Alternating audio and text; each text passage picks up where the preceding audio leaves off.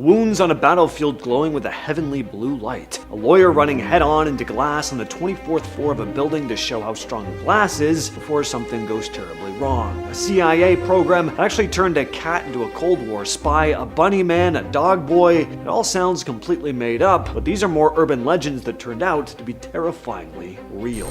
The legend goes that cruel, twisted strangers slip poison or razor blades into children's trick-or-treat bags. Parents check their kids' candy every year because of this. I mean, you should check. It's just the responsible thing to do, but some actually write poisoned Halloween candy off as a total myth. It isn't. Even though actual cases are incredibly rare, it has been known to happen. One of the most disturbing cases happened on Halloween night in 1974. A man named Ronald Clark O'Brien decided to take the life of his own son to collect a massive life insurance payout to cover his tracks and to make it look like there was a random lunatic.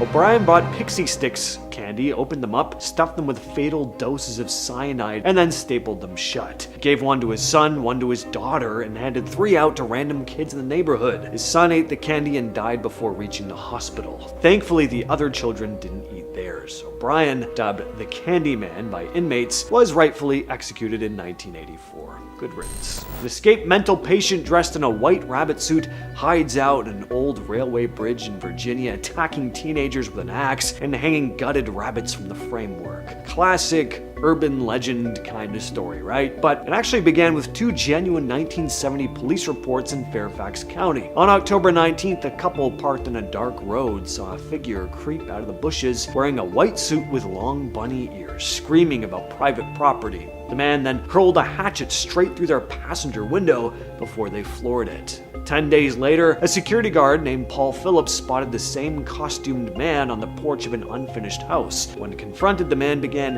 hacking a wooden pillar with an axe, threatening to chop off the guard's head. Philip went to grab his firearm, but the rabbit man bolted into the woods. Police received over 50 sightings in the coming weeks. The guy was now known as the Virginia Bunny Man, and some pretty wild rumors started to spread about him. One story went that the guy ate a cat alive. No one was ever caught. By the 90s, the internet transformed it into a ghost story about an escaped killer from 1904. The old asylum backstory is made up, but those 2 police reports from 1970 are entirely real. Who the man was, that's still a total mystery. In Quitman, Arkansas, there's an urban legend about a werewolf-like creature known as the Dog Boy of Quitman. The story goes that a creepy Victorian house in town was haunted by this giant werewolf-like monster. A cursed boy grew up there, eventually turning into a beast, walked on all 4s, howled at the moon, and hunted local pets. But the real story, it's a million times worse. There was nothing supernatural about it.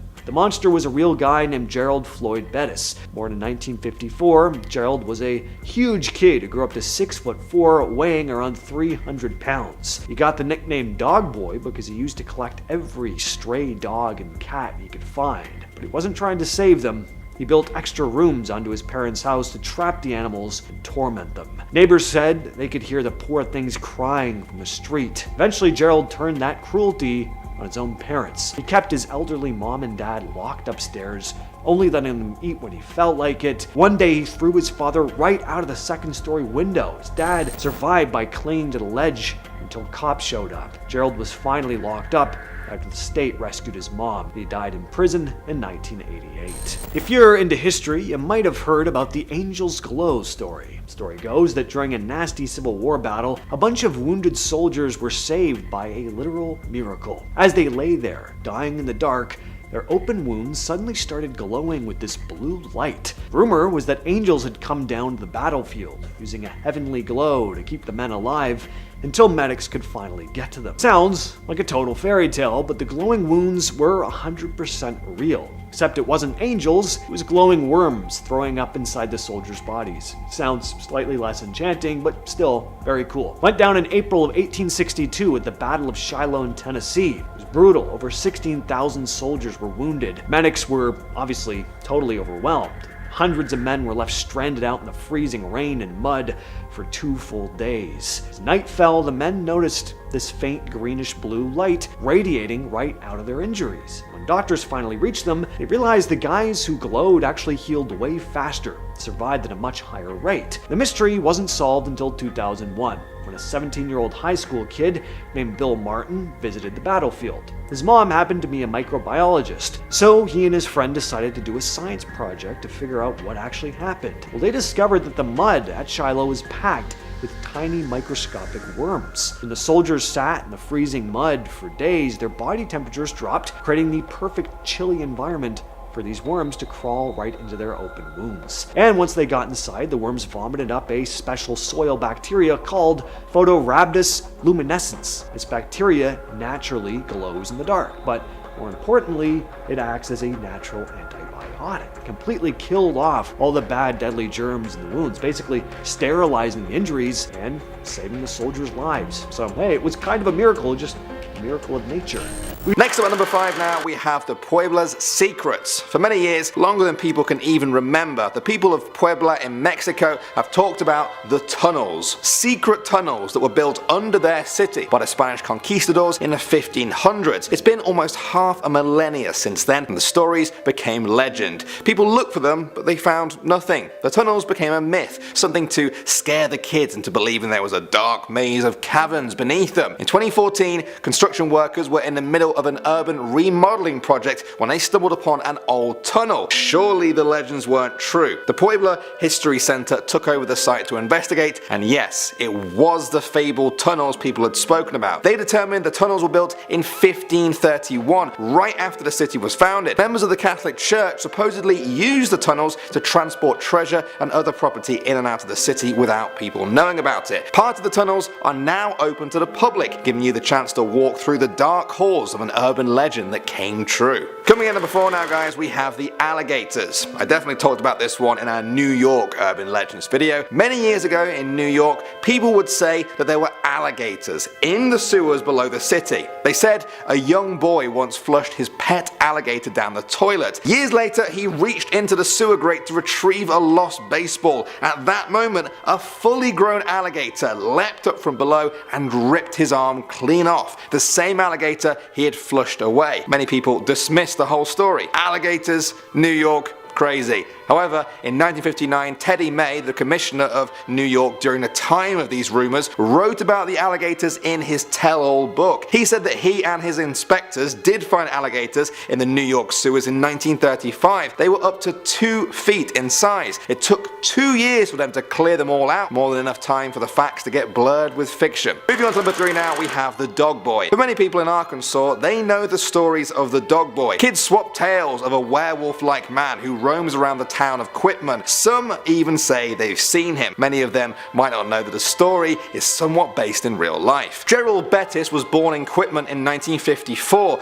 By the time he was a young boy, the neighbors were already calling him evil. They said he liked to capture stray animals and torture them in twisted experiments. As he got older, he turned on his parents, tormenting them until, at the age of 27, his dead father was found in his home. The newspapers said it was illness, but others said it was murder. Beres then kept his mother in the house until she was finally taken away and placed in protective custody. His mother testified against him and he was given life in prison, where he died a few years later. They say that his spirit still haunts that house and that he's often seen roaming the area as a ghost on all fours with shaggy hair like a dog. At the number 2 spot now, guys, we have Charlie No Face. Some of you may have heard me talk about this one in my Pennsylvanian video. Charlie No Face is the story of a boy called Charlie who once got electrocuted while climbing on an electric pole to try and see into a bird's nest. He was horrifically disfigured. His face had practically melted off. Eyes, nose, mouth, one of his ears and one of his arms all completely gone. It also turned his skin a sickly green. Somehow he survived and lived out his life in the small town, rarely showing his face to the other locals. People would share the story of Charlie No Face, but because nobody saw him, the story became nothing more than an urban legend. But it wasn't. The story was actually true, all except for the name. Charlie's real name was Raymond Ross. Robinson. He was friendly to people whenever they saw him, and he wasn't responsible for the many hauntings that became associated with the legend. And finally, number 1 now, we have Polybius. You may remember this from my video game Urban Legends video. Polybius was the name of an arcade game which kids in Portland got addicted to in 1981. Whenever they were forced off it, they felt nauseous, stressed, or even had seizures. Some people noticed the game was being serviced a lot more than usual. Instead of once a month, Polybius was being checked by men in black suits every single week. They would copy its hard drive, leave all of the money, and then be gone until the next week. People believed they were from the CIA, and that Polybius was all part of a mind control program that sent subliminal messages to its players. Well, a lot of this is debatable. There really was a kid who got sick during an arcade marathon contest in Portland in 1981. A few days after that, federal agents really did seize a load of arcade cabinets. They said it was all part of a major gambling bust. This is where people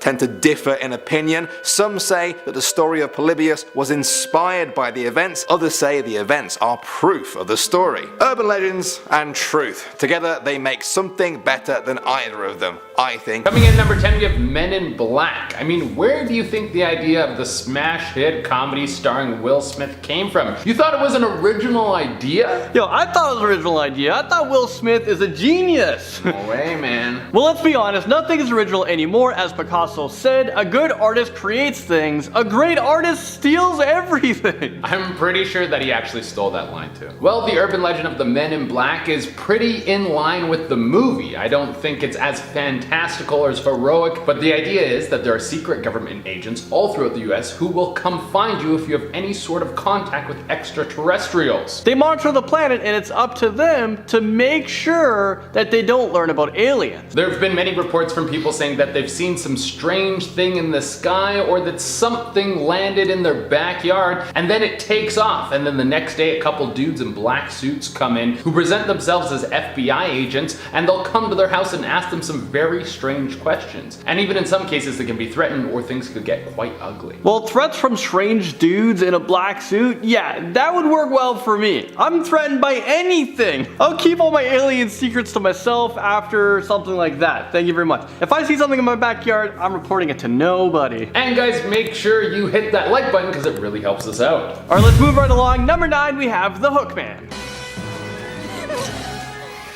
Hush now. No more screaming, no more running. It's time to die. The Hookman is such a famous urban legend. Not one, but 2 movies were made about this urban legend.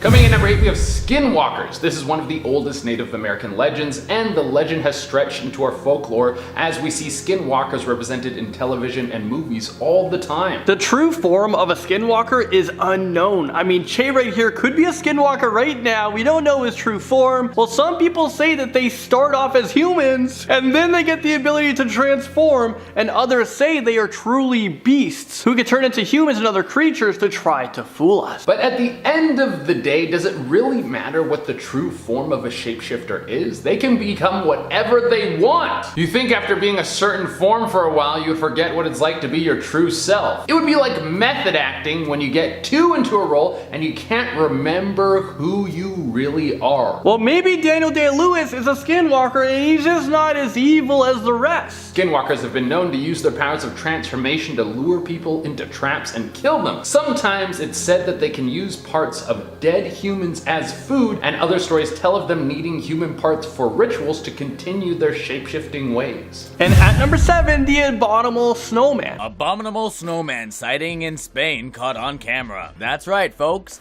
The proof the world has been waiting for has finally been uploaded. A Sasquatch, or Yeti, or abominable snowman, or just plain old Bigfoot, whatever you want to call him, has been spotted, supposedly. There are so many clips just like the one you just saw on YouTube. You can check it out for yourselves. Well, we think that this is the best footage we've ever seen of this thing. Coming in at number 6, we have the Bunny Man. There are several different stories of the Bunny Man, and almost all of them are gruesome. The most common is that he's a man who will walk through dark alleys or in the forest or anywhere with poor visibility, and he will follow people. He sports a bunny mask and has a massive axe. In the shadows, he creeps slowly, watches his prey, and waiting for the moment when they aren't protected. In those few moments when their guard is lowered, he will spring out and slam his axe into their face, taking their body back into the darkness. There have been some iterations of the Bunny Man that say he doesn't wear a mask, but his face has been horribly mutilated to make it look as if it was a bunny's. Skin has been grafted onto his head to resemble ears, surgery done on his nose and lips to reveal buck teeth and a rabbit-like nose, and disgusting scarring all over his once human image. This disfiguration that happened to him is what caused him to go mad. We've all heard the vague urban legends about someone stumbling into their bathroom in the middle of the night, half asleep, lifting up the toilet lid, only to hear something splashing around inside, and then they look down and see a wet, frantic rat in the water. For decades, there have been stories of terrifying creatures lurking in city sewers. Most famous one is probably the classic myth about New Yorkers flushing baby alligators down their drains, creating this colony of giant gators beneath the streets. Luckily, most of that is fake. People may have flushed baby gators down the toilet, as cruel as that is, but alligators would freeze to death down there in the winter. But finding a live rodent swimming in a toilet bowl, that is absolutely possible. The toilet's drain pipes are usually at least 3 inches wide, which gives a rat plenty of room to move. They're drawn into the sewer lines looking for food scraps, and because they're expert swimmers who can hold their breaths for minutes, they have no problem navigating the pipes right into your home. In 1999, a woman in Petersburg, Virginia was actually bitten on the rear end by a rat that crawled up out of her toilet. So, new fear unlocked. Here's a classic Toronto urban legend that turned out to actually be true. If you grew up around here, you've probably heard the story about a lawyer. In some versions, he's a real estate agent who had a weird habit of sprinting full speed into his office windows just to prove how indestructible the glass was. Well, one day when he slams into a pane, it gives way and he flies straight out of the skyscraper to his death. His story is actually 100% true. The man was Gary Hoy, a super successful corporate lawyer and senior partner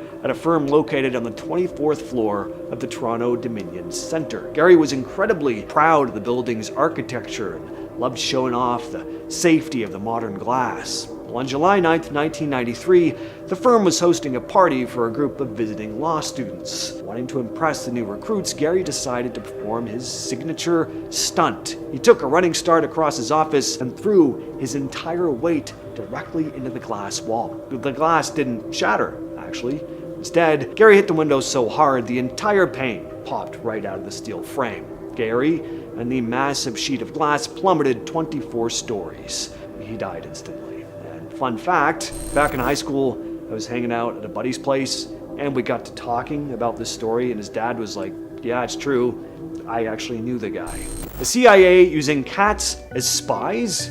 That sounds incredibly far-fetched, but in the 60s, they actually ran a program doing exactly that. It was called Acoustic Kitty, and it came from the CIA's Office of Technical Service, the same group working on experimental surveillance tools during the Cold War. The idea was to turn a cat into this mobile listening device that could casually wander near Soviet targets without raising suspicion. They surgically implanted this tiny microphone in the cat's ear canal, ran a thin transmitter under its skin, and placed a wire antenna along its body and tail. In theory, the cat would be trained to sit near conversations and transmit audio back to a nearby receiver. After years of very expensive preparation, the first field test was a complete disaster. The cat was released near a park close to the Soviet embassy in Washington, D.C. But, like something straight out of Austin Powers, instead of walking toward the target, it wandered into oncoming traffic and was hit by a taxi. So that put an end to that program. You know that irrational fear you get when elevator doors open and for a split second you're terrified the car isn't actually there, or worse, the machine will start suddenly moving while you're halfway inside. Well, back in 2003, that became a gruesome reality at a hospital in Houston, Texas. Dr. Hitoshi Nakaido was a 35-year-old surgical resident at Christus St. Joseph Hospital. On August 16th,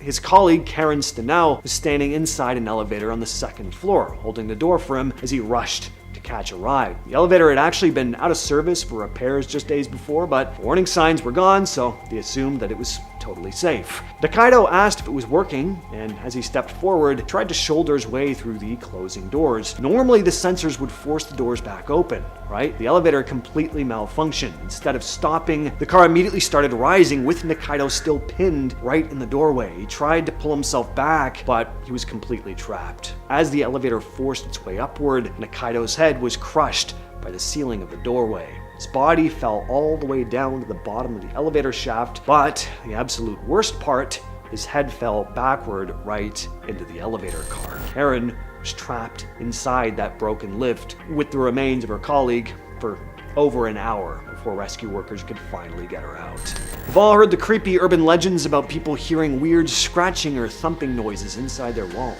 assuming it's just mice, only to find someone was actually trapped in there. Well, in May 2011, this happened at a bank in Abbeville, Louisiana. The bank started renovating their empty second floor, and a construction worker went to tear down an old closed-off brick chimney. When he pulled on some fabric hanging from the chute, he was showered with old clothes and human bones. The police ran DNA tests, finally put an end to a 27-year-old mystery. The remains belonged to a 22-year-old guy named Joseph Schneider, completely vanished all the way back in January 1984. At the time, he was running from a minor stolen vehicle charge, so when he disappeared, his family just assumed that he'd skipped town to evade the cops. Instead, he'd gone up onto the bank's roof and tried to slide down the narrow chimney feet first. The pipe narrowed at the bottom, trapping his arms and pinning him. The bank sealed off the chimney from the outside later that decade, completely unaware that he was inside. So day-to-day life went on for nearly 3 decades at that bank, with staff and customers completely unaware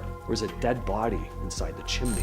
You probably heard some version of this next one. A woman is driving home late at night when a car starts following her. The driver behind her keeps flashing her headlights, riding her bumper. Terrified, she thinks she's being stalked. She finally races to a gas station or a police station, only to discover the person following her was actually the one trying to save her, because there's someone hiding in her back seat. It sounds like a classic campfire story, but versions of this have happened in real life. One of the best documented cases happened in 1964 in New York. A police officer noticed a vehicle driving a bit erratically, repeatedly flashed his lights to get the driver to pull over. When the car finally stopped, the officer approached and discovered a man crouched on the floor in the rear of the vehicle holding a blade. The suspect had apparently slipped into the car unnoticed while it was parked. Over the years, police departments across North America have reported similar incidents, intruders hiding in people's vehicles, so always check your back seat before getting in your car. Moving right along, just like that, number 5, Mothman. Hey, is it possible the famous Mothman of West Virginia could be a mysterious giant eagle? Or is it still just a big, mysterious unknown? The Mothman of West Virginia has been a long-time urban legend dating back to the 60s, and there has been several movies and documentaries based on this creature, along with a ton of real people recounting their experiences and sharing their pictures and videos. It's such a crazy urban legend that, you know what, it might be true after all. The sightings of Mothman continued for months throughout the Point Pleasant area. The Mothman was once seen again on the Silver Bridge, and many people believe that the creature was trying to warn people. And at number 4, we have Baby Train. Well, let's step away from the horrifying urban legends for a second to think about something that could be true and has been a tale told all over America. Even though the baby train sounds like something where people would sell babies to the highest bidder, this urban legend is much more wholesome. Now, this urban legend is attached to a more forgotten time, which makes it both hard to prove and disprove. But it's the idea of small towns that were positioned close to train stations. These towns were so close that when the trains came in and blew its steam whistle, everyone could hear. Now, for some of these places, they would have an early morning train come through town. If it would blow its whistle around 5 a.m., this would wake up the whole town. For most of these fine folks, 5 a.m. was too early to get up, but too late to go back to sleep. So all of these people waking up next to their partner decided to just make a little hanky-panky. This was a time before we had phones and Netflix. There was nothing else to do. So this idea of this urban legend is that the towns that had the baby train would see a baby boom from all of the early morning, whoopies. These people are reproducing faster than Joey Chestnut clears a plate of food. Moving into number 3, we have the New Jersey Devil. Have you guys heard of this? Claiming that this child would be the devil. When the night came that Jane went into labor, there was a terrible storm that shook the entire house as her friends and family gathered to help her through the pregnancy. The child was born normal, but it began to change into a deformed monstrosity. Its feet turned into hooves, its head resembled a goat. Leathery wings sprouted from its back, and a forked tail whipped violently around the room. The child screamed and thrashed its tail at anyone trying to hold it down. This is a crazy tale that might actually just be true, considering the NHL team is named the New Jersey Devils. Could this be because of this urban legend? Rumor has it a woman had her 13th baby and said, "Let the child be the devil." Although they tried to exorcise it, shoot it, and kill it, it was deemed indestructible. And there have been 13 sightings of this creature throughout history, so it's gotta be true. 13 people have seen it. Coming in number 2, we have Charman. We get a couple sweet points in a row, and that's the only nice ones you're gonna get. For a second I thought you were gonna say Charmander, because I was like, that's real. Pokemon are real. They are. But in this situation, we're talking about Charman, which isn't Charmander. Well, Charman is one of the most horrifying urban legends to come out of America. It combines some classic tales with some very specific details that make it seem like the whole thing could be true. The story starts back in 1948. There was a house fire. A father and his son tried to escape unharmed, but the flames are too strong, and the two of them are burned all over their body. While waiting for help to arrive, the son is looking at his disfigured self and loses his mind. He then kills his own father. Is this real life right now? When help eventually does arrive, the son lays on the ground and the police think that the boy, well, he's dead from how badly he's burnt. They leave for a moment and uses this as an opportunity to escape. From this point, he has to live in the woods, hunting down people and killing them, taking what he can so he can continue to survive in the wilderness and feed his insane bloodlust without anyone finding him. And coming in the number 1 spot, we have the Boggy Creek Monster, aka Bigfoot, aka the Southern Sasquatch. In the early 1970s, the media had a field day about a creature known as the Boggy Creek Monster, aka the Southern Sasquatch. The Boggy Creek Monster was being reported on in the news because it was accused of attacking a local family, as well as destroying and stalking livestock. This one tops our list because this might be the most famous urban legend creature that might be real of all time. Have you spotted one before? A Sasquatch? Yeah. Real life? Yeah. No. Have you?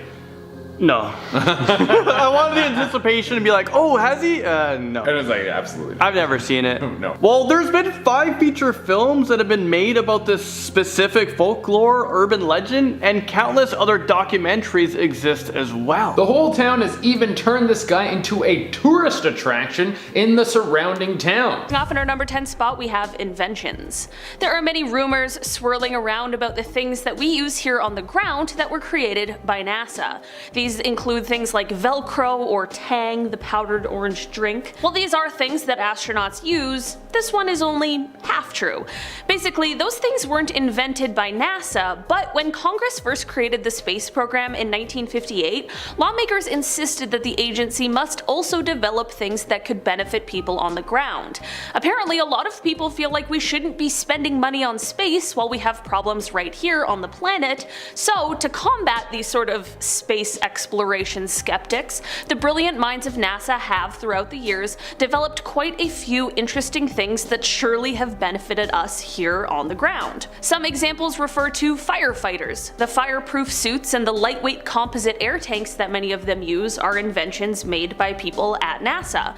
The space agency was even able to create a portable device that has the ability to detect a human heartbeat under 20 feet of rubble, even in a noisy rescue environment. During the pandemic, when hospitals were most strained for resources, NASA developed a new high-pressure ventilator that used fewer than 100 parts, none of which were already needed in the supply chain for the already existing ventilator models. The device was patented, and then NASA released licenses to the world for free. This is all to say that maybe it wasn't Velcro they invented, but the legends are true. NASA has helped us on the ground while they invent things that will help them up in space.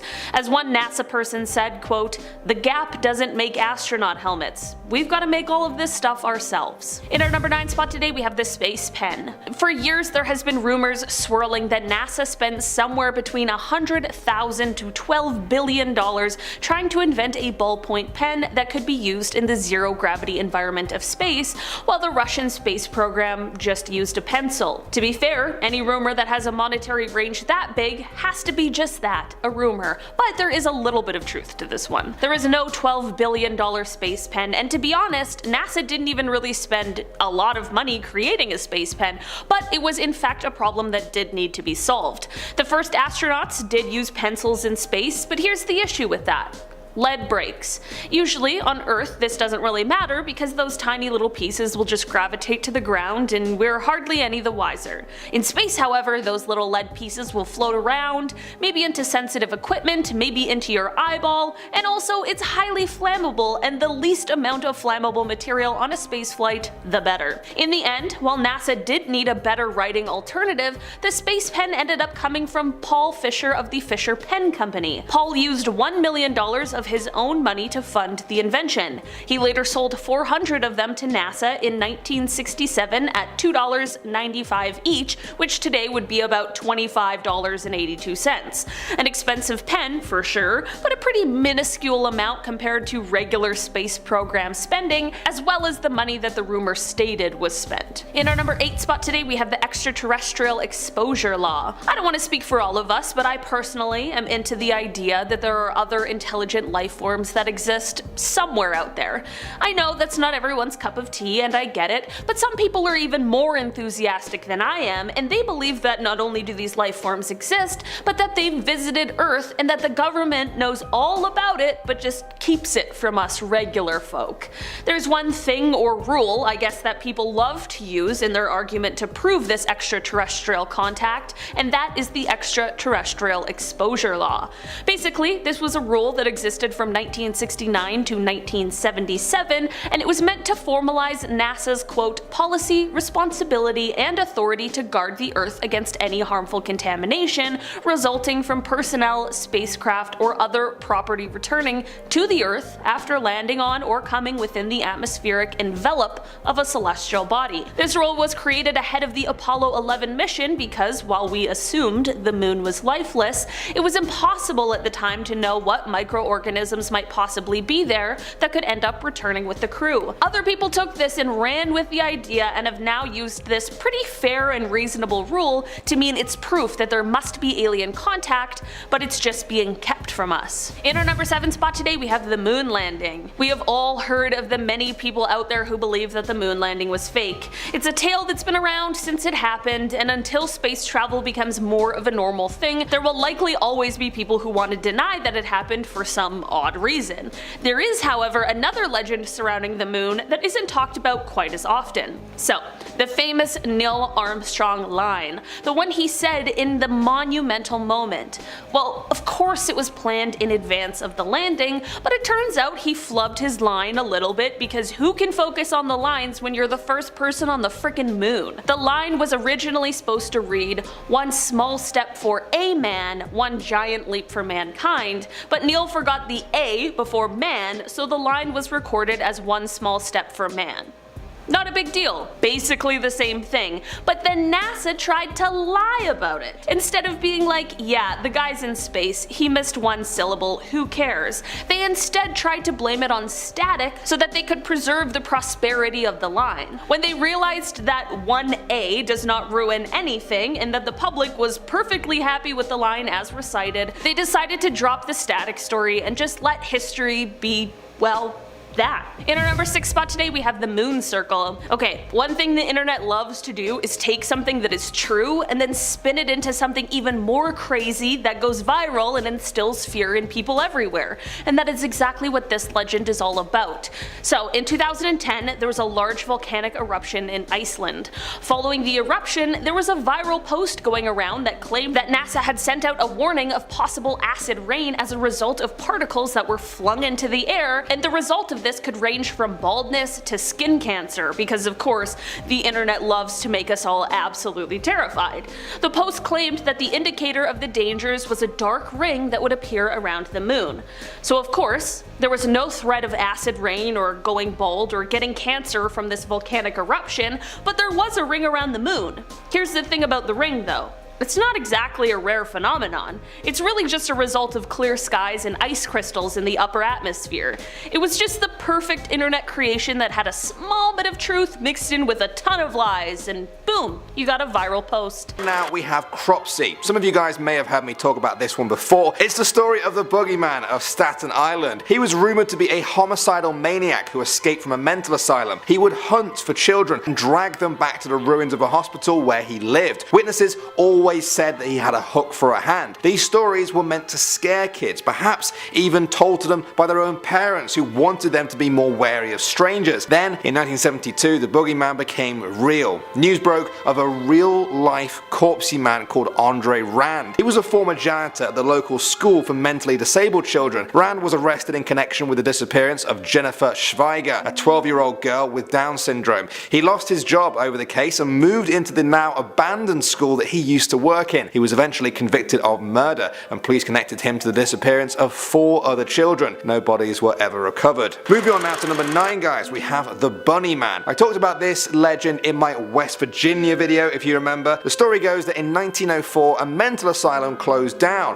While transferring inmates to a new facility, one of the buses crashed. Most of the people in it were killed or captured trying to escape, but one actually did escape, known as the Bunny Man. He would then roam the land, hunting rabbits and then leaving their half-eaten carcasses for the locals to find. Sometimes they will be hanging from a tree or a bridge. Although there are parts of the story that just don't add up, something strange happened in 1970. A couple driving their car at night had an axe thrown through their window by a man in a bunny suit. 2 weeks later, another man found an axe-wielding guy in a bunny suit chopping wood nearby who was gone by the time police arrived. Are these linked together somehow? Is there more truth to this than meets the eye? Moving on now to number 8, we have the body under the bed. Ever since hotels and motels have become a common part of society, people have swapped stories about guests who discovered that the mattress they were sleeping on was either above or even stuffed with the body of a murder victim. A grisly tale for sure, but one that was confined to the realms of myths and legend. Then, in 1999, a case in Colorado occurred involving a couple who slept on a mattress containing a body. The police kept the details of that close to their chest, but in 2010 a huge story broke when guests at a Memphis motel discovered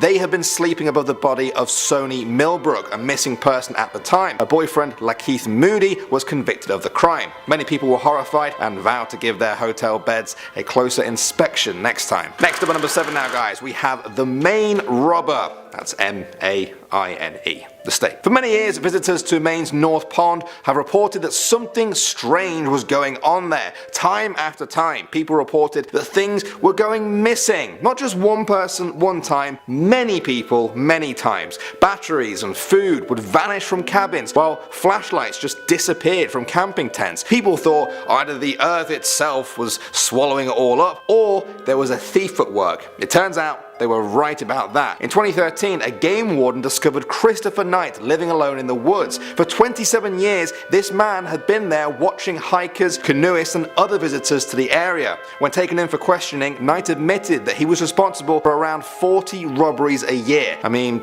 stealing batteries is one thing, but I feel like if you were being watched all those years and then you were proven right about it, that would be even creepier. At the number 6 spot now, we have the Falling Lawyer. Now, I've lived in Toronto for quite a few years now, and I've personally heard this story floating around the place, but I never thought it was actually true until now. They say that years ago there was a lawyer who loved to show off how strong his office windows were in his building that overlooked the city. Every time someone came to visit, he would take a long run up, jump, and hurl himself right into the window. Sure enough, the window would remain intact, although we'll never know if this actually impressed his visitors. Well, this lawyer was real, and his name was Gary Hoy. He was a senior partner at his firm with an office on the 24th floor. On July 9th, 1993, some law students came to visit. He took his usual leap at the window, but this time, after years of it being weakened, it smashed. Gary plummeted to his death, and the improbable story became somewhat of a local legend. Most people know this as a fairy tale. A piper gets hired to clear a town of rats.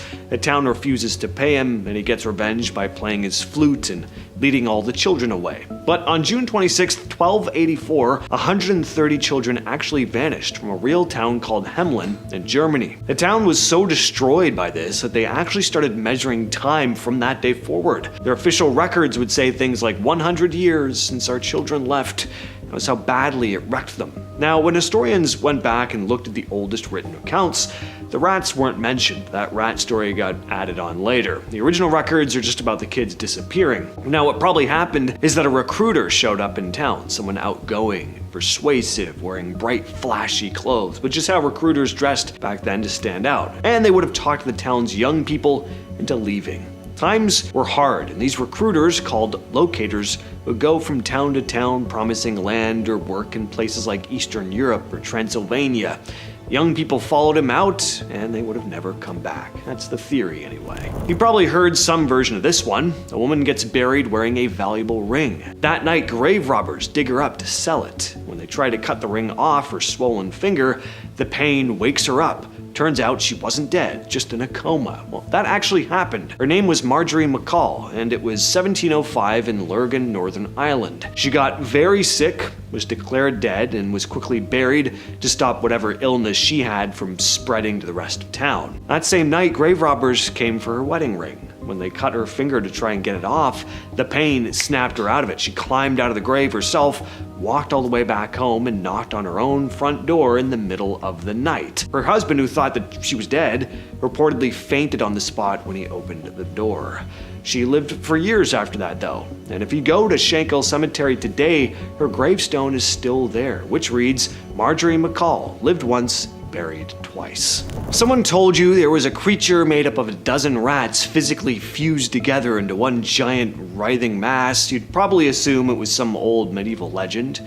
Well, for centuries, people across Germany and other parts of Europe told stories about something called a rat king, a group of rats whose tails had become tangled together into a single knot. According to the legend, the animals were permanently trapped, forced to move and survive as this one creature. It sounded pretty bizarre. Most people wrote it off as pure folklore, but this is actually a thing, as revolting as it sounds. One of the most famous was discovered in Germany in 1828.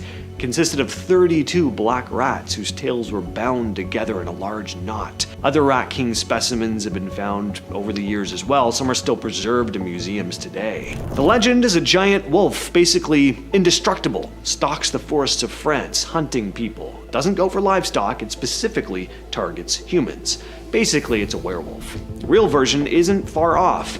Between 1764 and 1767, something was killing people in a region of southern France called Gévaudan, mostly women and children. The death toll climbed to somewhere around 100. Got so bad that King Louis XV personally sent in royal troops and hired professional hunters to deal with the thing. In 1767, a man named Jean Chastel shot and killed a large animal. When they opened its stomach, they found human remains inside. Modern zoologists think it was probably an abnormally large wolf-dog hybrid, possibly something like a hyena that had escaped from a traveling animal show. Whatever it actually was, it was real, it was big, and it had been eating people for 3 years before it was finally put down. The legend says that during plague outbreaks, city officials in Edinburgh, Scotland, walled up entire alleyways with sick people still inside, leaving them to die in the dark. The walling up story is exaggerated, but what's actually under Edinburgh is real. Beneath the streets, there's a completely intact 17th century neighborhood called Mary King's Close. When the city decided to build something called the Royal Exchange in the 1700s, they didn't demolish the old buildings that were in the way. Instead, they just cut the tops off the houses and built the new structure directly on top of them. The old streets became the foundation. The whole neighborhood ended up sealed underground, this dark maze of rooms and alleyways sitting under the city. Those streets were already badly hit by the plague of 1645. The city didn't trap people alive down there on purpose, but it did quarantine the abandoned lower levels during the outbreak, and then later just built over the top of everything. It's open to tourists today. Sticking with Scotland, since the 70s, kids in Greenock would tell stories about a half-man, half-cat creature with glowing eyes and pure black skin had hid under cars and in bushes at night, catching rats and eating them raw. The story said he lived among a pack of wild cats, looked after them, and at some point stopped thinking of himself as a person. Now, where it actually came from, supposedly, is a really sad story. Catman was originally a Russian sailor who jumped ship at Greenock Harbor in the 70s, apparently because of mental health problems, and he had conflicts with the rest of the crew. He ended up stranded, begging on the streets. At some point, a group of local teens found him and beat him so badly that he broke both his legs and his jaw. He couldn't walk upright again, and the damage to his jaw left him unable to speak properly. He refused to go to hospitals or shelters though, wouldn't let anyone help him, and ended up just living on the street, dragging himself along on his stomach. He slept under parked cars and buses for warmth, and from crawling around under vehicles constantly, his skin and clothes became completely black with motor oil. There have been lots of photos shared online that are supposedly real sightings of him. Some are probably dudes cosplaying, but locals have said they've seen the guy in real life. In our number 5 spot today, we have the Knock. Okay, I'll be honest, this isn't a NASA urban legend, and instead it's one that comes from the China National Space Administration. So space is a vacuum, so it should be silent, right? We've heard about space roar, the alleged unsettling noise of space, but for the most part it should be relatively silent. That is exactly why this story makes for a great creepypasta, if it didn't turn out to be a real experience someone had. Back in 2003, Yang Liwei became the first astronaut sent into space by the Chinese space program. That's an amazing accomplishment and likely a very exciting adventure, so imagine his surprise when, as he's sitting in the space shuttle, he hears a knock. He described it as, quote, someone knocking the body of the spaceship just as knocking an iron bucket with a wooden hammer. Okay, perhaps we could just chalk this up to some extremely reasonable explanation, but he's not the only one who's heard it. There were other Chinese astronauts between 2005 and 2008 who reported hearing similar sounds, and it's not like you can just open the door to check. As of right now, the best guess as to what that knocking sound could have been, other than E.T., is a result of the change of pressure. In our number 4 spot today, we have a close call. If you're well versed in space things and NASA missions, when you think of Atlantis, you might think of the shuttle that had a long career with NASA and who journeyed around the Earth more than 4,848 times, but did you know that there was a point quite early on where the Atlantis almost was wiped from existence, along with the crew that was on board? During the launch of STS-27, which took place in 1988, debris from the right solid rocket booster struck the underside of the craft, which ended up severely damaging over 700 tiles on the outside of the craft, as well as taking one tile completely off. It might not seem like a lot, but every little thing matters a lot when you're doing something like going to space. So it's important to note that this mission was classified because of the fact that there was a surveillance satellite being launched along with it.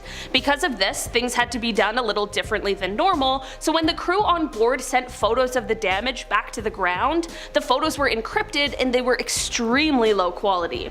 Mission Control deemed the damage to be just light and shadows and told the crew to continue, much to their dismay. Once landed, it became clear that Atlantis was the single most damaged shuttle that was thankfully able to successfully land. The survival of the crew came down to basically happenstance, which truly is terrifying. This was only the second mission after the disaster of the Challenger, so should this one have gone fatal, we likely wouldn't have seen the continuation of the program. In our number 3 spot today, we have oceans. For a long time, we have been searching for life on other planets, because if life was able to develop here, why would it not be able to develop in other parts of the universe, or even in our own galaxy? One of the things we look for on this search for life is the existence of water on other planets.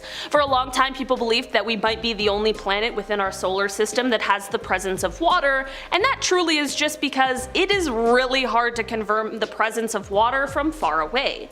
As technology has improved, however, we have come to find out that we certainly are not the only planet with water. Throughout space exploration, not only have we found evidence on other planets that at the very least there once was the existence of water, like on Mars for example. Here, the Curiosity rover found big slabs of rock that were the result of gravel being smushed together. This may not seem all that important, but because of the size and shape of the rock slabs, it is likely that they were formed by an ancient river stream that once ran on the surface of the planet long before we were able to get there. The water doesn't end here though. While Earth is the only known planet at the moment to have stable bodies of liquid water on its surface, scientists believe that there are several moons in our solar system that have great subsurface liquid deposits, but right now they're just under a ton of ice. Saturn's moon Enceladus and Jupiter's moon Europa are two of the biggest keys in this one, as there have been water plumes observed on both moons, which could signify liquid oceans covered in thick layers of ice. If that water exists on these moons, where else could it be hiding? In our number 2 spot today we have the warning. On Tuesday, January 28th, 1986, the Space Shuttle Challenger launched on live TV, but just 73 seconds into its flight it disastrously disintegrated, taking the lives of all 7 people on board, which included high school teacher Krista McAuliffe, who was going to be the first non-military civilian in space due to the Teacher in Space program. Of course, investigations were immediately launched to figure out how this could have happened and what exactly went wrong. In fact, the president at the time, Ronald Reagan, appointed a special commission to investigate the causes, and as it turned out, the investigation report revealed that the disaster was, quote, an accident rooted in history. This basically confirmed the rumor that was swirling around that suggested NASA had previously known about the problems that led to the destruction of the Challenger and the subsequent fatalities. The least surprised of all was perhaps engineer Robert Boisjoli, who apparently sent an inter-office memo months prior to the tragedy warning of the exact fate the Challenger would meet should they continue to choose to launch the shuttle in such cold weather. Quote, the result would be catastrophic of the highest order, he wrote. Quote, loss of human life. In our number 1 spot today we have the teacher. Speaking of the Challenger disaster, like I mentioned before, one of the people on board was the teacher Krista. After the Challenger, there was the devastating incident in 2003 when the Columbia also exploded, taking the lives of all of those on board. According to legend, there was another teacher, Barbara Morgan, who was supposed to be on both of those flights before getting bumped at the last minute. Is this legend true, and does she just have the most incredible luck? Well, kind of. As it turns out, she maybe wasn't bumped at the last minute, but she certainly was there for both events. In terms of the Challenger, Barbara was only supposed to be on the flight if something happened to Krista and she was unable to go. She trained with Krista and the rest of the crew for the flight, but of course prior to takeoff, Krista was fine and boarded as expected. In the case of the Columbia, well, the Teacher in Space program was discontinued after the Challenger explosion, but Barbara continued to work with NASA as an educator afterwards. In January of 1998, the program was restarted and she was scheduled to be on a shuttle mission to the ISS, but that was to take place after Columbia, which ended up breaking apart on re-entry. During the Columbia disaster, Barbara witnessed the entire thing from a chaser plane. Next up, we have the legend of the Black Volga. The legend spread all across Poland, Romania, and Czechoslovakia during the Cold War. A sleek black Volga car with white rims and curtained windows cruises the streets of cities like Warsaw and Prague at night. The driver, depending on who's telling it, either is a vampire, a Satanist, or just straight up the devil, rolls down the window and asks someone for the time, and then they're gone. Some stories went that the victim's organs were being harvested. Pretty insane story. I mean, how could there be any truth to this? Well, the Gaz-21 Volga was an extremely expensive car in the Soviet bloc. Basically, no ordinary person could own one. They were handed out almost exclusively to senior Communist Party members and the secret police, the KGB. And those exact black cars really did pull up to the curb in the middle of the night and take people. People who said the wrong thing to the wrong person. People someone powerful wanted gone. They'd be bundled into one of those cars and vanish into the prison system, and that would be the last anyone heard of them. At some point, the real story mutated into a ghost story about vampires and organ harvesting, probably because talking openly about what those black cars actually meant could get you put inside one. The supernatural version was just safer to repeat. The story goes there's some hidden city buried in the Italian mountains where thousands of people live in ancient caves completely cut off from the modern world. It wasn't a legend. Matera is a city in southern Italy. It's one of the oldest places on the planet. People have been continuously living it. People there didn't just live near caves, they carved their homes directly into the cliffs. And families have been doing that for thousands of years. By the 30s and 40s, the Italian government found that over 15,000 people were living in those caves, but it wasn't ideal. They had no electricity, no running water, no ventilation. Infant mortality was also high because livestock were living in the caves too, and disease just easily spread. In 1952, the prime minister at the time called Matera a national shame. The government moved everyone out of the caves and into proper housing. The cave city sat completely empty for decades after that, and now it's a tourist destination. This next story goes that a man films his exploration of the forbidden, unmapped sections of the Paris catacombs, gets completely turned around, starts panicking, drops the camera, and runs off into the dark.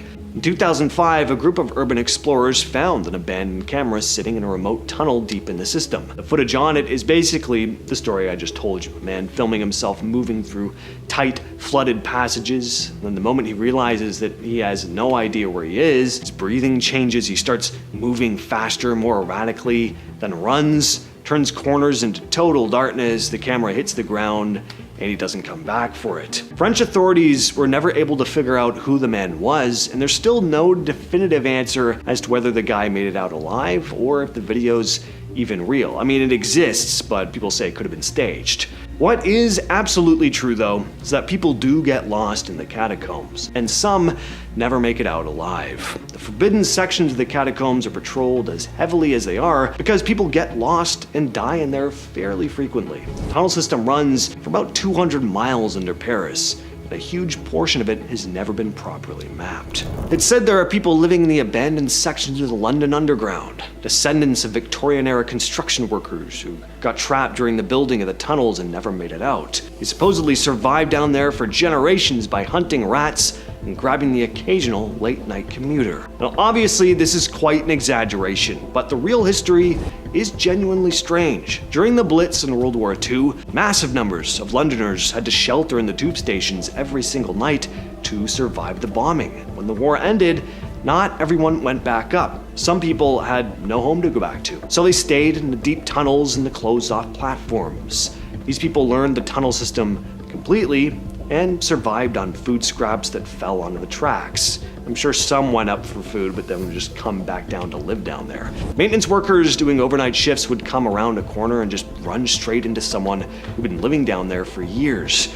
Nobody knew exactly how many people were doing it or how long some of them had been underground, but people sheltering underground in the subway is not unheard of.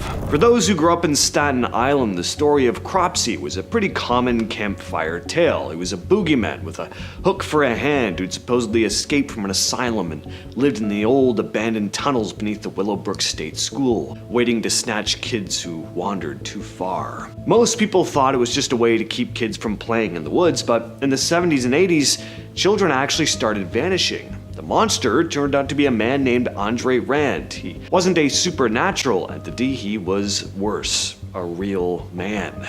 He was a former janitor at Willowbrook who stayed on the grounds after the school was shut down. He was living in a makeshift campsite right in the middle of those woods. In 1987, a search party finally found the remains of a young girl buried just a few yards from where Rand was living. Turned out he really was using that tunnel system from the legends to move around the island undetected. The hook hand, that was made up, but the man living in the ruins of an asylum was terrifyingly real. There's an old story that sometimes the props you see in carnival haunted houses, either skeletons or mummies hanging from the ceilings, aren't actually made of plastic or wax. The rumor was that some cash-strapped carnivals used real human remains because they were cheaper than professional props back in the day. Well, in 1976, a camera crew was filming at a funhouse in Long Beach, California. They tried to move a wax mannequin that was hanging from a noose, and when the arm snapped off, they saw actual human bone. It wasn't a prop. It was the body of Elmer McCurdy, an outlaw who died in a 1911 shootout. Because no one claimed him, an undertaker mummified him and started renting him out to carnivals. And for 60 years, his body was passed around from sideshows to wax museums, with owners eventually forgetting the mummy had actually been a real person. By the time he was found, he'd been covered in neon orange paint, was finally given a proper burial in Oklahoma with a massive block of concrete poured over his casket to make sure he'd never become a prop again. For decades, people in western Pennsylvania told stories about the Green Man, or Charlie No Face. The legend went that a glowing, faceless man haunted a specific railroad tunnel at night. It was said that he was radioactive or electrical, and if you got too close, he'd stall your car engine. The legend was actually based on a real man named Raymond Robinson. When he was 9, he was severely disfigured in a massive electrical accident that cost him his nose, his eyes, and one of his arms. Raymond was actually said to be a very kind-hearted guy, but he only felt comfortable going out for walks in the middle of the night. He didn't want to frighten people with his appearance, and he did not want the attention. But teens would drive out specifically to try and spot him after stories started to spread. In reality, the glow people reported was just the reflection of their own headlights off his skin. He wasn't a monster at all. He was just a guy who'd survived a tragedy and wanted to enjoy the night air and peace. Passed away in 1985. This next one's a pretty common trope, finding a dead body under a mattress. A couple checks into a hotel, notices a nasty odor in the room, and complains to the staff. Staff come to check, but the room seems fine. Well, after a night of sleeping on the bed, they finally lift the mattress to find a decomposing body hidden inside the bed frame. It sounds like a horror movie scene, but it actually has happened dozens of times. There have been cases in cities like Las Vegas and Atlantic City, and in one 1999 case in Colorado Springs, a couple actually slept on a bed for 3 nights. They'd noticed an off smell though, and the hotel staff had been trying to cover it up with air freshener. When the staff finally checked, they found that the wooden base of the bed had been hollowed out to hide the body of a woman who'd been missing for over a week. And again, that's just one example. There are tons of horror stories like this. Criminals had frequently used this tactic because they know hotel staff rarely lift the heavy mattresses during a standard cleaning. It's the reason most modern hotels have switched to solid platform beds. Anyway, moral of the story, trust your nose. Also, don't kill people and hide them in hotel beds, but I think that's obvious. We're all familiar with the ghost stories surrounding mirrors, mainly Bloody Mary. The 1992 movie Candyman also played with this idea. There's actually a real case that was the direct inspiration for the movie. It happened in a Chicago housing project in 1987. A woman named Ruthie Mae McCoy called the police, terrified because someone was trying to come through her medicine cabinet. It sounded pretty far-fetched, obviously. Ruthie also had a bit of a history of paranoia, so when the officers didn't find any signs of a break-in at the front door, they left. Well, a few days later, she was found dead. The investigation revealed there was a massive flaw in these apartments. The medicine cabinets in those buildings were built back to back, so all anyone needed to do was unscrew their cabinet and they could climb through the wall and step right into their neighbor's bathroom. People had been using these mirror doors to move between apartments and commit robberies, and worse, for months. 10 is the Slender Man. The Slender Man is a creepy figure that has woven himself into the fabric of modern folklore, but did you know his shadowy presence isn't just a recent internet creation? No. As Slender Man's eerie tendrils stretch as far back in history. Tales of tall, faceless entities can be traced to ancient Egypt, where they're known as the Stalkers of the Pharaoh. Even the Middle Ages had their own version, called the Silent Stalkers, often blamed for mysterious disappearances in medieval villages. In the 1800s, a German legend known as Der Grohe Man bore a striking resemblance to our modern Slender Man. He was said to snatch up misbehaving people. Even in Renaissance art, there are some subtle hints with figures resembling the notorious stalker. So Slender Man may not be as modern as we thought, and this makes you wonder, is he lurking somewhere hidden in the shadows even today? And number 9 is the Rat King. No, it's not some rodent monarchy, but a truly unsettling phenomena that's actually rooted in reality. Imagine rats, not cute little critters, but a nightmarish collective entity twisted and tangled together, forming a grotesque super rat. Yeah, and here's the chilling truth. This isn't just an urban legend, it's an actual phenomenon that really happens. These abhorrent rat amalgamations are found primarily in city sewers, especially in places like in New York City's subway system. While it may sound like something out of a horror movie, these rat kings are a biological mystery. Some say that this is the result of crowded living confrontations, or perhaps even sticky substances binding to their tails, while others believe it's a product of our fevered imaginations. Nevertheless, the idea of these rats roaming beneath our feet is enough to give anybody the creeps. If you're enjoying the video so far, please support the channel by pressing like, subscribing to Most Amazing, and ringing that notification bell. And number 8 is the Babushka Lady. We all know the story of JFK's assassination, but not so much has been confirmed about who done it. And the same can be said for the person who recorded that notorious footage. Enter the Babushka Lady, a woman wearing a headscarf who's said to have captured the entire ordeal on film. The problem is that despite countless investigations, her true identity has never been revealed. Some say she was just an innocent bystander who got caught up in the chaos of that fateful day, while others suggest that she might have been an undercover agent who was to obtain confirmation of JFK's unaliving. Conspiracy theories run rampant, and that's where it gets really interesting. You see, some go as far to say the government is deliberately concealing her identity, fueling even more speculation. The Babushka Lady is like a puzzle piece missing from one of history's biggest jigsaws, making her one of those mysterious urban legends we may never fully understand. At number 7, the Montauk Project is like a real-life science fiction thriller,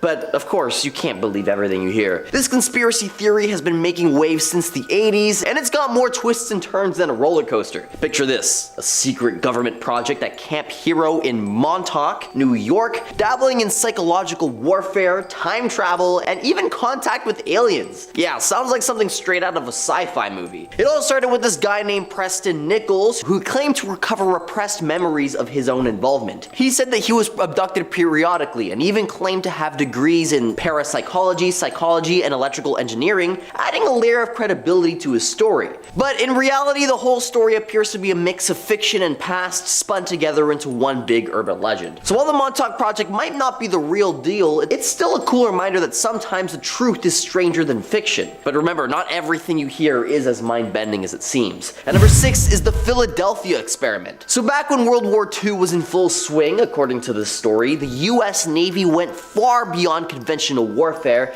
delving into weapons programs that bordered on sci-fi. They allegedly conducted an experiment where they made an entire warship vanish into thin air. Like poof, it's gone. But here's the kicker, when they made the ship reappear, things got even weirder. The crew, so the story goes, were somehow fused into the very metal of the ship, like they'd become a part of the USS Eldridge themselves. Now let's break it down. Is this mind-bending story legit? Well, the official word is that it's nothing more than a myth. The US Navy denies all of it, and there's not a ton of solid evidence to back it up. But let's be real, who can resist a mystery even if it's a tad outlandish? So is this true? Probably not, but it sure is an intriguing piece of history to chew on. In 1996, a researcher named Vitaly Pravitsev looked into the possibility of the accident having been caused by an earthquake. People were pretty skeptical though. Experts pointed out over 80 discrepancies in his report, but then in 1997, a group of scientists from the United Institute of the Physics of the Earth took another look into this. They found that on the night of April 25th to the 26th, just 16 seconds before the reactor exploded, 3 nearby geological stations recorded a weak seismic event. So did an earthquake cause this disaster? And if so, was it natural, or was there a possibility that it was intentional? Sounds crazy, but the idea of weaponized earthquakes isn't entirely out of the realm of possibility. During the Cold War, there were rumors that both the Soviet Union and the US were researching tectonic weapons. We don't know for sure if these weapons were actually ever developed or used, but some think they may have been, of course, in secret. I mean, even Nikola Tesla claimed to have created a device in 1898 that could produce earthquake-like effects. An article in Pravda, the former Soviet newspaper, claimed in 1992 that geophysical weapons were indeed developed, but the government denied this. Another conspiracy has to do with the KGB. The idea is that they wanted to sabotage Reactor 4 to scare other countries away from building their own nuclear power plants. The goal? To monopolize Europe's energy market entirely. The thinking goes like this: if Chernobyl created massive fear about nuclear energy, countries in Western and Central Europe would maybe think twice before investing in their own nuclear facilities. With limited energy sources in Europe, the KGB figured that if they could make these countries dependent on Soviet oil and gas, they'd be in a position of power. Of course, if you're going to look at the KGB having something to do with the incident, it's only natural for others to speculate about the US government as well. Ever since the disaster took place in 1986, there were suspicions that the CIA might have had something to do with it, which is not surprising in the slightest. This one's pretty obvious. The idea is that the CIA orchestrated the explosion at Reactor 4 to create fear around nuclear energy and destabilize the USSR's influence. It was a tense period of time for the Soviets and the United States, and by creating a catastrophic event like this, the CIA could not only undermine the Soviet government's credibility, but also discourage other nations from developing nuclear power themselves, giving them the edge in the global energy market. Some were also highly skeptical of the rapid response of the US, thinking that they could have had a prior knowledge of the disaster. Now into more paranormal stuff. Like with any ghost town, especially one abandoned for such a tragic reason, ghost stories are plentiful. The amusement park has to be one of the eeriest spots in Pripyat. It was built just days before the disaster. It was meant to be a place of fun for families, but that never came to be. Sadly, it was never officially opened to the public, but legend has it that if you happen to be exploring Pripyat late at night, you may hear the faint sounds of laughter and music coming from the park. Visitors have reported strange occurrences while exploring. Some people say that when they approach the bumper cars, they can faintly hear the sounds of engines starting. Another creepy part about the park, and really the whole town itself, are the dolls scattered throughout it. Dolls that were left behind, now left to decay. Some believe that these dolls, especially those found in the carousel area, have taken on a life of their own. People have claimed that the dolls seem to change positions or appear in places they weren't before, but the giant rusted Ferris wheel is the most recognizable sight in the park. Some have said that when the wind blows, the wheel creaks and groans, sounding almost like whispers. It's not just the amusement park that's said to be haunted though. Urban explorers have reported seeing dark figures darting between buildings all throughout the city of Pripyat, especially in the empty schools and hospitals. Could these shadowy figures be the spirits of those who died in the disaster, still trapped in the abandoned city they once lived and worked in, forever doomed to roam the desolate streets? Some will say they've seen unexplained silhouettes peering out at them from corners of rooms or appearing just out of the corner of their eye. But are there actually shadowy entities trapped in the Chernobyl exclusion zone, or could people just be seeing things, either from psyching themselves out or having actual illusions brought on by the radioactivity? Now, the Black Bird of Chernobyl is probably the eeriest urban legend surrounding the Chernobyl disaster. The Black Bird of Chernobyl is a creepy urban legend that's come about in the years since the nuclear disaster in '86, but residents claimed to have seen the creature in the days leading up to it. It's often described as a big, dark figure, an enormous black owl or raven looking thing. People claim to have spotted it flying around the Chernobyl power plant in the days leading up to the explosion. Not only that, but residents began having these horrific, vivid nightmares about it after spotting it. So what was this thing and why was it there? Well, the main theory is that the creature was an entity acting as a bad omen, a warning of the disaster to come, very similar to Mothman showing up in the Silver Bridge right before it collapsed. Some even think the Black Bird of Chernobyl and Mothman are the exact same creature. We've all heard the stories about mutated animals in the Chernobyl exclusion zone. Turns out many of the animals do have odd mutations, but there's one urban legend about a mutated spider that takes things to a much more horrific level. After all, who would ever want to run into a mutated spider? Unless you thought you'd have a chance to turn out like Peter Parker, but that's not the case with this story. So a story about a killer mutant spider from Chernobyl was reported in a Turkish newspaper in 1990. Two residents of an apartment in the Ukraine had been found in the elevator having suffered extreme loss of BLOOD, but none of it was found at the scene. It looked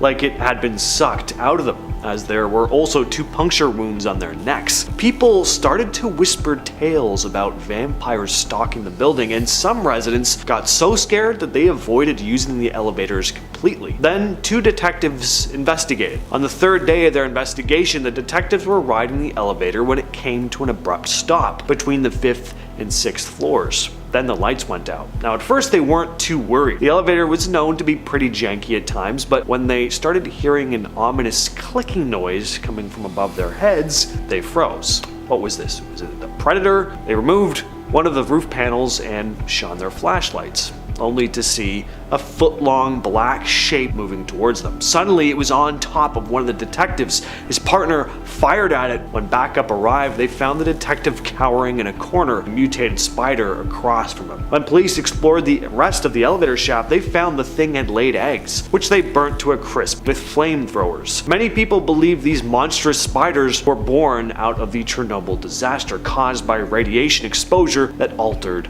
their genes. Were aliens involved in the Chernobyl disaster? Well, there's a conspiracy that says they very well may have been, but not in the way you're probably thinking. Instead of being blamed for the meltdown itself, extraterrestrial beings are rumored to have actually helped prevent an even worse catastrophe. The theory goes that when the disaster happened, aliens may have intervened to help contain the situation. Now, what is this actually based on? Well, nothing. One eyewitness, Mikhail Varitsky, reported seeing a strange fiery ball of light hovering above the reactor during the night of the accident. He described it as a glowing orb that hung in the air for a few minutes. In his exact words, "I and other people from my team went to the site of the blast at night. We saw a ball of fire and it was slowly flying in the sky. I think the ball was 6 or 8 meters in diameter. Then we saw 2 rays of crimson light stretching towards the 4th unit. The object was some 300 meters from the reactor. The event lasted for about 3 minutes.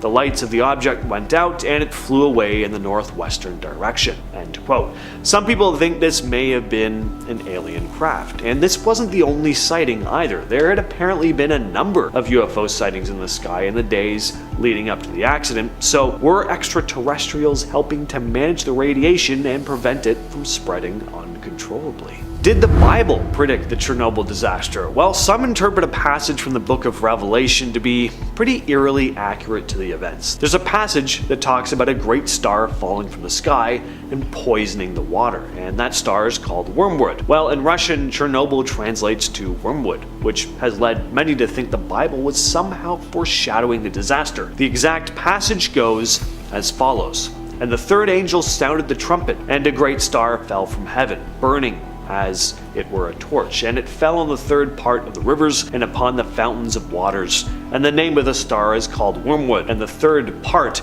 of the waters became wormwood, and many men died of the waters because they were made bitter." Now, aside from the wormwood thing, there are other similarities here. Firefighters at Chernobyl described the fires at Reactor 4 as burning like a torch, just like in the scripture, and the part about bitter waters could definitely be interpreted as the radiation seeping into local water, making it unsafe to drink. There's even a sculpture near Chernobyl showing an angel with a trumpet, created by a Ukrainian artist as a tribute to the firefighters and workers who risked their lives during the crisis.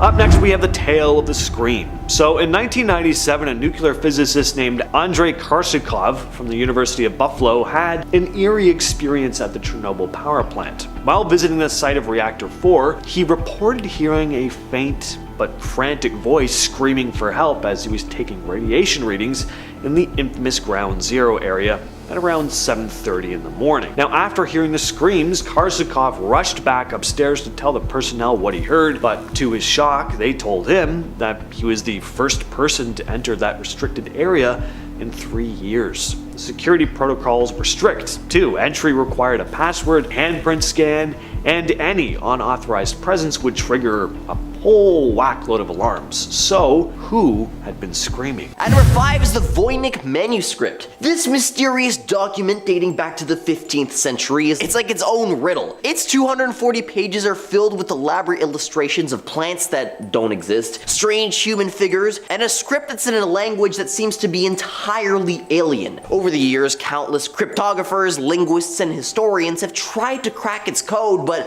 all have failed. What's even more perplexing is that this strange manuscript seems to have no known origin, and it's written in a language or code that no one's been able to decipher. Is this an ancient medical text, a secret alchemical manual, or simply the ramblings of a madman? Theories abound, but the truth remains elusive. The Voynich manuscript is a genuine historical anomaly that continues to baffle scholars, making it one of the most enduring mysteries in the annals of human history. At number 4 on our list of disturbing historical urban legends takes us on a cosmic journey to the infamous face on Mars. This one is a real head scratcher. You see, some folks were absolutely convinced that a Martian civilization was a bit selfie obsessed and decided to build a giant face-shaped monument on the red planet, as if they wanted to say, hey Earth, check out our cool stone faces. But hold on just a second, don't start imagining a cool sci-fi movie just yet, because the truth is a little dull. You see, scientists are the ultimate party poopers when it comes to cool space mysteries. They've delved into this one, and it turns out that this so-called face is nothing more than a natural rock formation, just a product of hills, shadows, and a little phenomena called pareidolia. That's when your brain goes, hey, that rock looks like a face. So as much as we might have wanted to believe in our cosmic neighbors striking a pose for the universe, the reality is a bit less out of this world. At number 3 are cursed tiki dolls. These eerie urban legends have been circulating for ages, but when you dig into them, it's like peeling back layers of a mystery. You see, the legend has it that if you get your hands on one of these wooden dolls, bad luck will follow you like a shadow. Misfortune will come knocking at your door, and it's game over. But hold on a minute, where's the hard evidence? You'd think in this age of smartphones and surveillance cameras, someone would have captured a cursed tiki doll in action, am I right? I mean, think about it. We live in a world where we can track down a missing phone using GPS or watch live video feeds from the other side of the planet. So if these cursed tikis were really causing chaos, we probably should have some concrete evidence by now. All we're left with these spine-tingling stories passed down through generations. Now, until there's some real proof, it might be best to leave these cursed tikis in the realm of legend. Or maybe, just maybe,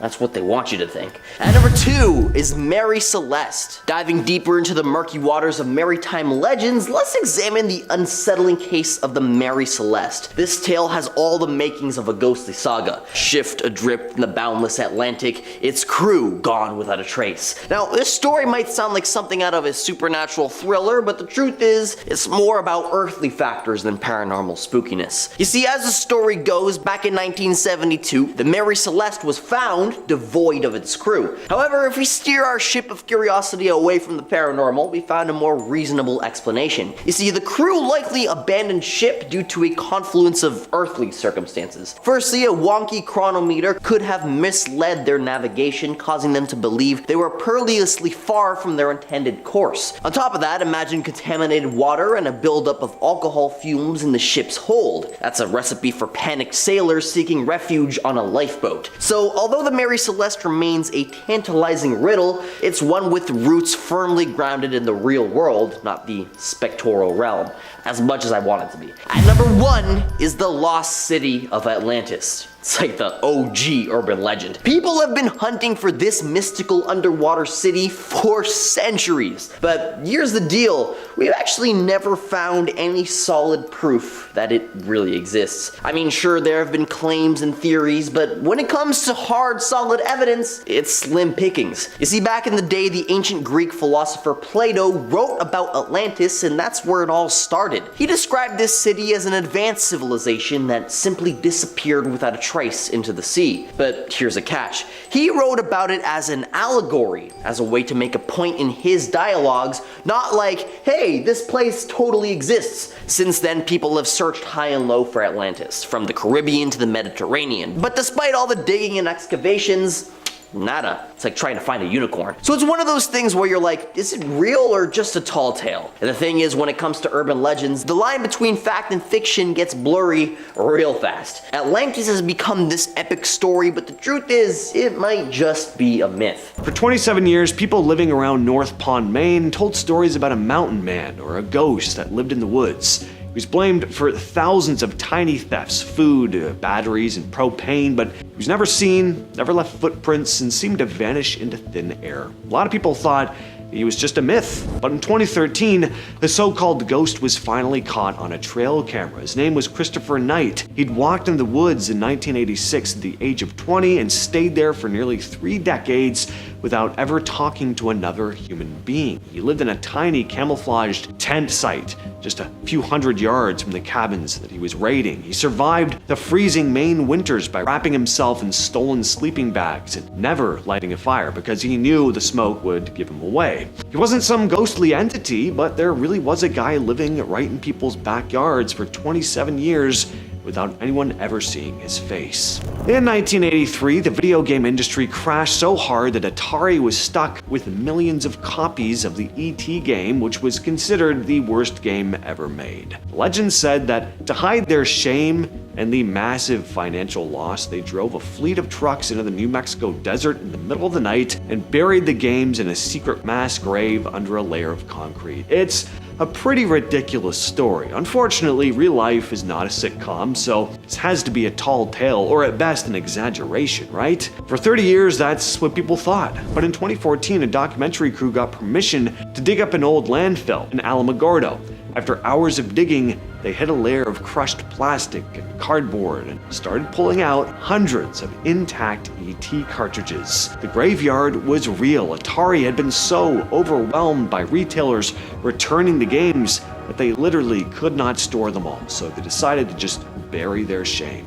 In the 1940s, a phantom was said to be stalking a small town in Illinois. Legend described a tall, thin man in dark clothes who would spray a sweet-smelling gas through open bedroom windows, leaving his victims paralyzed and nauseated before vanishing into the night. This started in September 1944, and the panic was so intense that the town of Mattoon was put under armed patrol. A lot of people dismiss this story as mass hysteria caused by the stress of the war, but there were physical details that didn't really fit that theory. Some victims had real symptoms like swollen lips and chemical burns, and police found window screens that had been cut on the outside. Whether it was actually an attacker with knowledge of chemistry or maybe a leak from a nearby plant, there's definitely some truth to the Mad Gasser story. And, let's be real, compared to most urban legends, this one really isn't that far-fetched. There's a common horror trope about an eccentric man who lives alone in a house filled with life-size dolls.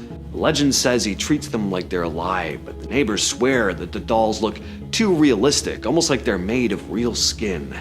In 2011, a case unraveled that has to be one of the creepiest in Russia. Anatoly Moskvin was a seemingly regular guy. Actually, he was a brilliant historian, a successful, learned man. So when police found out that a series of grave robberies led back to him, they were pretty surprised. And that shock turned to total revulsion when they entered his apartment to find 29 life-size dolls dressed in stockings and dresses. They weren't actually dolls, though. Moskvin had spent years digging up the remains of young girls from local cemeteries. He'd mummified them using salt and baking soda, stuffed them with padding, and even installed music boxes inside their chests so they would sing when he touched them. Gave them all names and threw birthday parties for them, treated them like they were alive. One of the creepiest stories I've ever heard, I think. This is one of the oldest fears in the world, that someone could be mistakenly declared dead, buried, and then wake up in total darkness, clawing at the inside of their coffin. One of my biggest fears, I think. That's why I don't want to be buried in a coffin at all. Send my body out into space, just let me drift into a black hole or something. Sounds doable. Anyway, the legend says that when old cemeteries are moved, workers sometimes find scratch marks on the inside of the lids. Well, in the 19th century, this was actually a very real risk. Before modern technology, doctors sometimes had a hard time telling the difference between a deep coma and death. This fear was so common that people invented safety coffins with bells and air tubes. One documented case from 1891 involves a woman named Octavia Hatcher. She was buried but wasn't actually dead. She'd just been unresponsive. She'd suffered some sort of mysterious sleeping sickness. Basically, she was in a coma. Well, when several other people in the town caught the same sleeping sickness and eventually woke up, her husband was like, oh my god, and he had her exhumed. And when they opened the coffin, they They found the inner lining shredded and Octavia's fingernails raw from her frantically trying to crawl her way out.